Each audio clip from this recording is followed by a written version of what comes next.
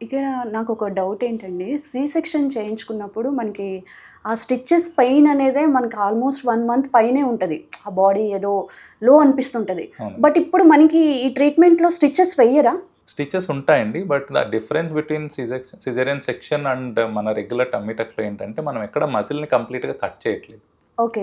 Caesarean సెక్షన్‌లో మనం skin cut చేసి లోపలికెళ్ళి మజిల్ కట్ చేసిన తర్వాత బేబీ దాకా ఎళ్తది. ఆ అవును. ఇన్సిషన్ ఏదైతే ఉందో. ఓకే. ఇందులో మనం ఓన్లీ స్కిన్ కట్ చేస్తాము అండ్ మజిల్‌ని టైటన్ చేస్తాం. మజిల్‌ని ఎక్కడ కట్ చేయట్లేదు మనం. హుహు. సో, యూజువల్‌గా most of the time pain ఎక్కడైనా సర్జరీలో వచ్చింది అంటే, స్కిన్ కట్ చేయడం వల్ల పెద్ద పెయిన్ ఉండదండి. ఎందుకంటే skin within a week heal అయిపోతుంది కాబట్టి అక్కడ పెయిన్ పెద్దగా ఉండదు. ఓకే. అంటే అన్‌బేరబుల్ పెయిన్‌లు ఎప్పుడూ వితిన్ 1, 2 డేస్‌లో సెటిల్ అవుతాయి. తర్వాత కూడా ఆ ఏరియాలో చేయి పెట్టి ఏదైనా టచ్ చేసుకుంటేనో అలా ఉంటే తప్ప పెయిన్ తెలీదు మామూలుగా. ఓకే.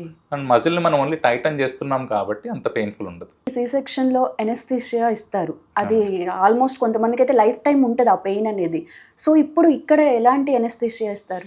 సి సెక్షన్‌లో అనేదంటే స్పైనల్ అంటాం. అంటే వీపు వెన్ను యెస్. దగ్గర ఇస్తారు అవును. ఇంజెక్షన్. ఇందులో ఆ వెన్ను దగ్గర ఇచ్చే ఇంజెక్షన్ యూజువల్లీ హెల్ప్ అవ్వదు. ఎందుకంటే మనం ఆల్మోస్ట్ చెస్ట్ కింద భాగం వరకు ఎళ్ళాలి. సో, అందుకని కంప్లీట్ అనస్థీషియా ఇవ్వాల్సి ఉంటది. జనరల్ అనస్థీషియా అంటాము. So, that is ideal also. And general anaesthesia వల్ల మేజర్ ఇష్యూస్ ఏమి ఉండవండి. స్పైనల్ వల్ల కొందరికి కొన్నిసార్లు అది మీరు అంటున్నట్టు వెన్ను దగ్గర పెయిన్ ఉంటది కొన్ని రోజులు. హ్మ్. బట్ దెన్ ఇందులో స్పైనల్ అనస్థీషియా వాడం కాబట్టి అసలు ఆ ఇష్యూ కూడా లేదు. ఆఫ్టర్ ఈ ట్రీట్మెంట్ తర్వాత వుమెన్స్‌లో పీరియడ్స్ విషయంలో ఏమైనా ప్రాబ్లమ్ వచ్చే అవకాశం అంటారా? అస్సలు కాదండి. అసలు ఇన్‌ఫాక్ట్ లేదు. అంటే వన్ ఆఫ్ ద రీజన్స్ మొన్న ఇంకొక ఆవిడ కూడా డిస్కస్ చేస్తా ఉన్నారు. చాలా మందికి ఇప్పుడు పీసీఓడీ అంటారు. అవును. సో, ఇది ఎక్సెస్ వెయిట్ ఉండడం వల్ల వచ్చే ప్రాబ్లమ్ చాలా మటుకు. అంటే రైట్. ఒబెసిటీతో రిలేటెడ్ ప్రాబ్లమ్.